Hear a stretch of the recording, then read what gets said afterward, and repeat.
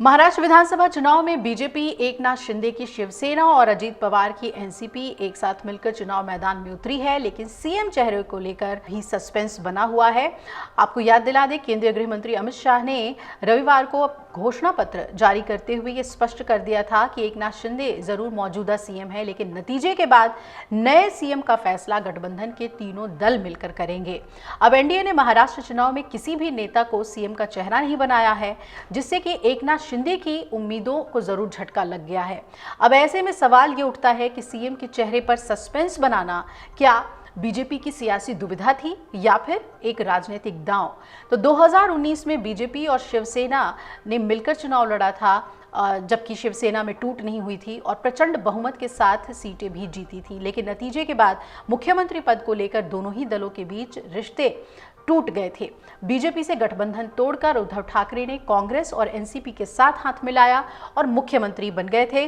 BJP ने उद्धव ठाकरे से सियासी हिसाब बराबर करने के लिए एकनाथ शिंदे को शिवसेना से बगावत करने का इनाम मुख्यमंत्री बनाकर दिया और एनसीपी के दो हिस्सों में बांटने के बदले अजीत पवार को डिप्टी सीएम की कुर्सी सौंपी गई।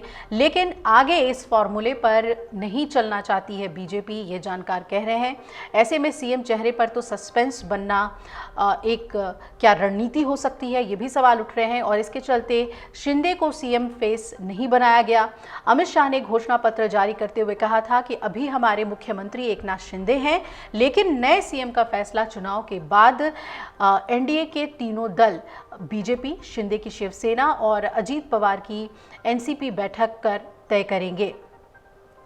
बीजेपी ने यह बात साफ कर दिया है कि एकनाथ शिंदे सीएम का चेहरा नहीं है। इस तरह बीजेपी चुनाव से पहले सीएम पद को लेकर किसी तरह का कोई कमिटमेंट नहीं करना चाहती है, ताकि चुनाव के बाद यू टर्न ना ले सके, और इसलिए कोई फिक्स डील नहीं कर रही है और सीएम चेहरे के विकल्प को बीजेपी खुला रखना चाहती है। बीजेपी ने शिवसेना से हिसाब बराबर करने और वक्त की सियासी नजाकत को समझते हुए ही 2022 में एकनाथ शिंदे को सीएम बनाने का फैसला किया था, लेकिन अब स्थिति बदल गई है महाराष्ट्र में और बीजेपी जिस मंसूबे से शिंदे और अजीत पवार को साथ लेकर आई, लोकसभा चुनाव में उसका फायदा मिलता हुआ नहीं दिखा। महाराष्ट्र में अजीत पवार अपना गढ़ नहीं बचा सके और शिंदे भी उद्धव ठाकरे के आगे पस्त नजर आए।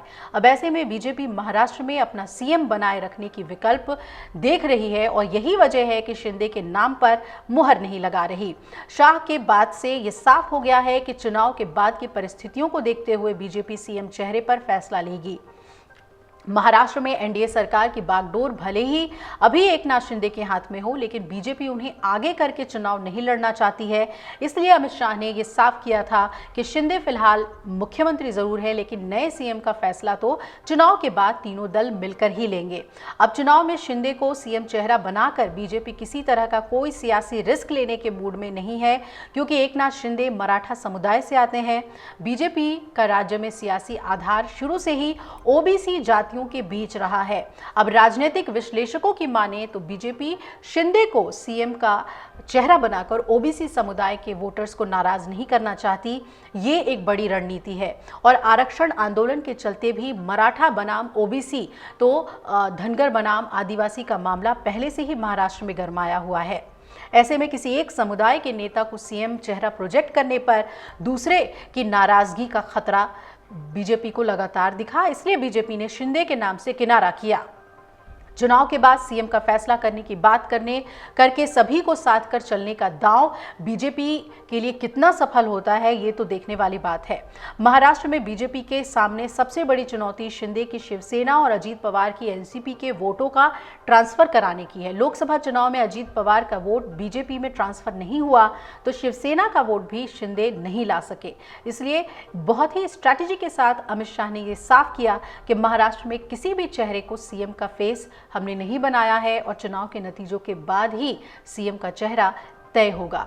ये रणनीति बीजेपी के कितने काम आती है, ये चुनाव के नतीजों के बाद पता चलेगा। अगर आप ये वीडियो YouTube पर देख रहे हैं तो हमारे चैनल को सब्सक्राइब कर बेल आइकन दबाएं और Facebook पर देख रहे हैं तो हमारे पेज को लाइक करें। 8 मिलियन प्लस सब्सक्राइबर, आपके इस भरोसे के लिए बहुत धन्यवाद।